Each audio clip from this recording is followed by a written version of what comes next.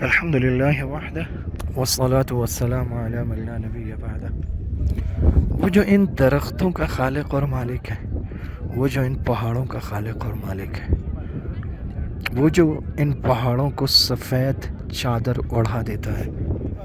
وہ جس کی برف چمکتے سورج تلے بھی نہیں پگھلتی، وہ جب چاہے پوری دنیا کو فریج بنا دے، جب چاہے اسے ہیٹر اور انگیٹھی بنا دے، جب چاہے بنا دے، جب چاہے مٹا دے، جب چاہے اٹھا دے، جب چاہے سلا دے،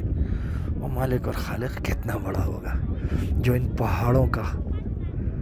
ان درختوں کا، ان اونچائیوں کا، ان نچائیوں کا، ان گہرائیوں کا، ان وادیوں کا مالک اور خالق ہے۔ والجبال اوتادا، پہاڑوں کو میخ بنا کر جس نے گاڑا ہے، ایک دن اسی کے پاس پلٹ کر جانا ہے۔ دنیا میں کہیں جاؤ، یہ حقیقت مد نظر اور پیش نظر رہے۔ www.darsequran.com darsequran.com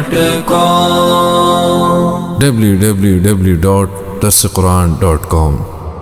darsequran.com www.darsequran.com darsequran.com www.darsequran.com darsequran.com